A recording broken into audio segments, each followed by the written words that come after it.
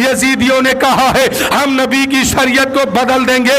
इमाम हुसैन ने फरमाया है ऐ यजीदियों, इसके लिए अगर मुझे अपने बच्चों की कुर्बानी देनी पड़े हम दे देंगे, लेकिन नाना की शरीयत को बदलने नहीं देंगे। नतीजा क्या हुआ? इमाम हुसैन ने 18 साल के बेटे की कुर्बानी को पेश कर दिया है, नन्हे अली अस्कर को दे दिया है, खुद भी जामे शहादत पी लिया है और नाना की शरीयत को बचा के हम तक पहुंचा दिया है। ये इमाम हुसैन का सदका है। आज पूरी दुनिया में, सिर्फ भारत में नहीं, पूरी दुनिया में जो इस्लाम चमकता है वो सदका इमाम हुसैन का है। इमाम हुसैन के सदक़े में हम और आप और मस्जिद और मदरसा और मकतब बचा हुआ है। इमाम हुसैन करबला में गए, 72 साथियों को शहीद करवाए, खुद भी जामे शहादत पी लिए, लेकिन अल्लाह का करम देखिए कि जो खानदान कट गया वही आबाद हो गए। यजीद बचा था, लेकिन आज की तारीख में पूरी दुनिया में देखिएगा तो यजीद के नस्ल का कोई बच्चा कहीं नजर नहीं आएगा। और मुसलमान के किसी भी शहर में जाइए, किसी भी इलाके में जाइए, आले हुसैन मौजूद है, इमाम हुसैन की औलाद हर शहर में मौजूद है, लेकिन यजीद की नस्ल का कोई पता नहीं है।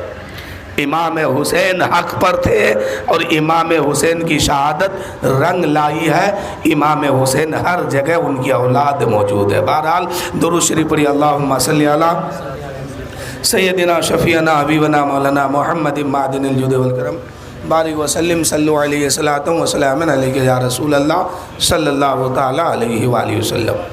अल्लाह ताला कुरान मुक़द्दस में इरशाद फरमाया इन्ना नहनु नज़्ज़लना ज़िक्रा व इन्ना लहू लहाफ़िज़ून। बेशक इस दीन का जो मुहाफ़िज़ है वो अल्लाह ताला है।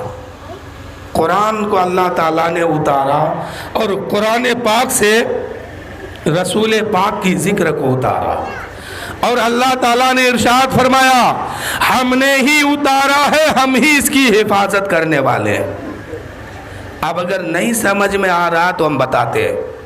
पूरी दुनिया में एक किताब है कुरान मस्जिद, हिंदुस्तान में भी, सऊदी अरब में भी, बांग्लादेश में भी, कुवैत में भी, जर्मन, जापान, जितनी देश है, जितना मुल्क है, सब में एक ही कुरान है।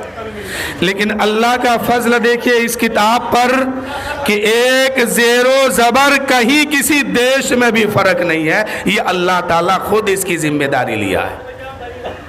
उसी कुरान पाक से रसूल पाक की जिक्र को उतारा गया और अल्लाह ताला ने इरशाद फरमाया हमने ही उतारा है, हम ही इसकी हिफाजत करने वाले हैं।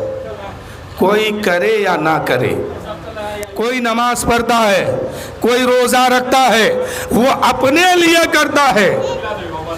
मिसाल के तौर पर अगर कोई नमाज ना पढ़े तो इस्लाम को इससे कोई ख़तरा नहीं, इस्लाम को कोई नुकसान नहीं। हाँ, जो नमाज नहीं पढ़ता है फिर अल्लाह ताला उसके लिए बरोसे माशर कायम करेगा और वहाँ पूछेगा कि मेरे बंदे दुनिया में रहा क्या करके आया, कितनी नमाज़ें पढ़ के आया, कितनी इबादत करके आया। देखा मैदान माशर का एक नक्शा समाप्त कीजिए। जब मैदान माशर कायम होगा हम सबको जमा किया जाएगा। वहाँ मैदान माशर में हज़रत आदम से लेके अब से लेके ता क़यामत तक कोई ऐसा बच्चा नहीं होगा कि उस भीड़ में छूट जाएगा। सब के सब वहाँ पर मौजूद होंगे। ऐसे आलम में सबसे पहला सवाल अल्लाह ताला जो करेगा हम लोगों से क्या करेगा जानते हैं?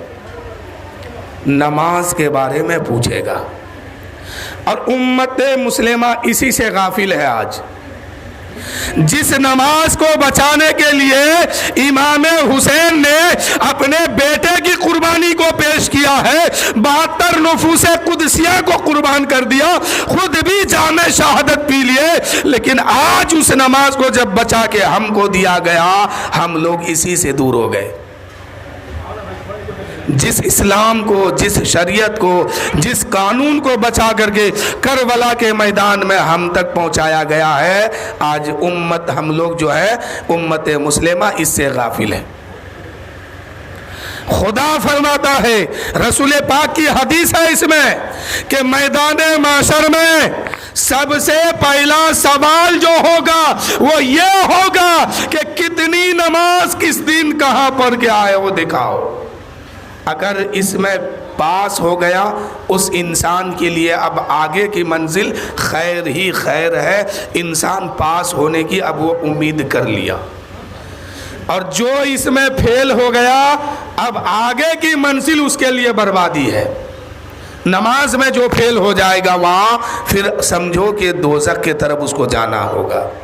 اور ایک ایک نماز کے بارے میں جو چھوٹ گئی ہے، اگر قضا پڑھ کے ادا نہیں کیا تو ایک ایک نماز کے بارے میں آقا فرماتے ہیں کہ کروڑوں کروڑوں سال تک دوزخ میں جلایا جائے گا۔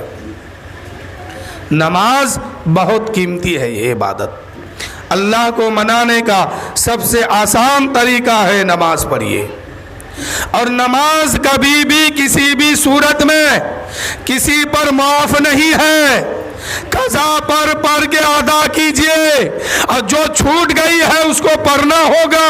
اگر نہیں پڑھتے ہیں، جان بوجھ کر کے اگر کوئی نماز چھوڑ دیتا ہے اور قضا پڑھ کے ادا نہیں کرتا ہے تو میدان محشر میں ایک ایک نماز کے بارے میں جب حساب ہوگا تو انسان کو دوزخ میں جب ڈالا جائے گا بے نمازیوں کو، تو اس کو کروڑوں کروڑوں سال ایک وقت کی نماز کے بارے میں جلنا ہوگا۔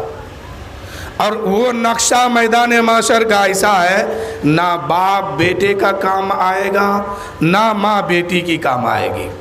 دماغ ایسا کھولے گا جیسے کڑھائی میں تیل جوش مارتا ہے، ایسے عالم میں نہ ماں بیٹی کی ہوگی نہ باپ بیٹے کے ہوں گے، کوئی کسی کا نہیں ہوگا، سب اپنے اپنے اعمال کے ذمہ دار ہوں گے اور اللہ کی عدالت میں سب کو کھڑا کیا جائے گا۔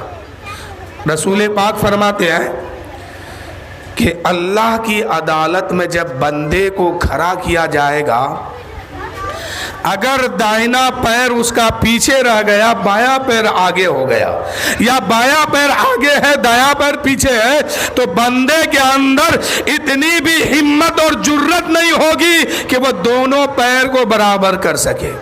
یہ اللہ کی عدالت ہے۔ آج انسان اس سے کتنا غافل ہو گیا۔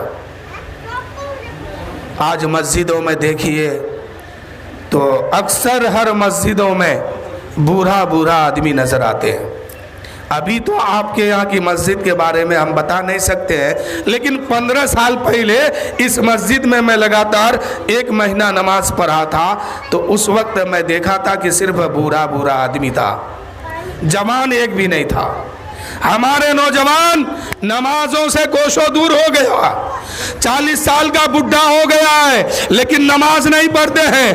جس کام کے لیے اس کو بھیجا گیا تھا وہی کام وہ نہیں کر پا رہے۔ اور بے نمازیوں کے بارے میں آقا کریم فرماتے ہیں، حضرت ابو ہریرہ، اے ابو ہریرہ بے نمازیوں کے قریب سے نہ گزرو، یہ رسول پاک کی حدیث ہے۔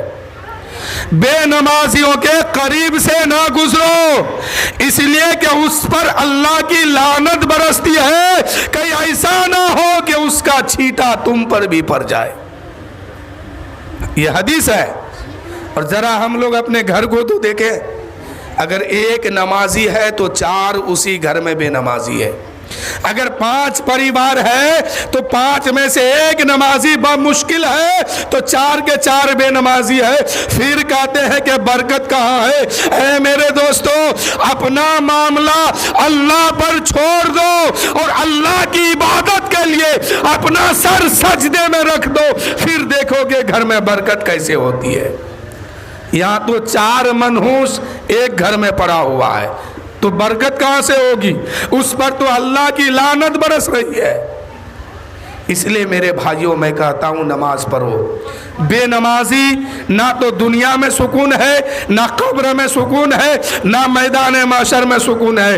آخر میں اس کو دوزخ میں جا کے جلنا ہوگا. وہاں یہ نہیں دیکھا جائے گا کہ کس کا بیٹا ہے، کس کا پوتا ہے، کس کا خاندان کا ہے، کچھ نہیں دیکھا جائے گا. وہاں اس کا اعمال دیکھا جائے گا، اس کے بعد اس کا فیصلہ ہوگا.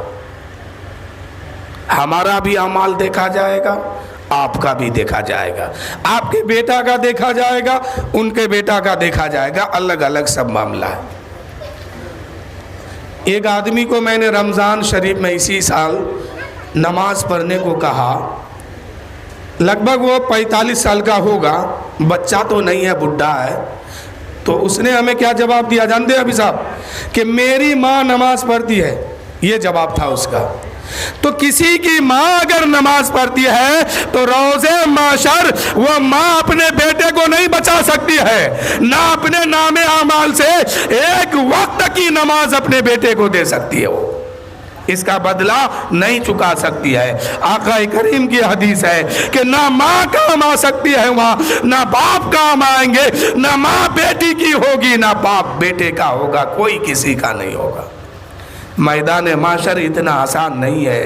اور ہمیں ایک دن کے بارے میں نہیں، پوری زندگی کے بارے میں ایک ہی وقت میں حساب دینا ہوگا.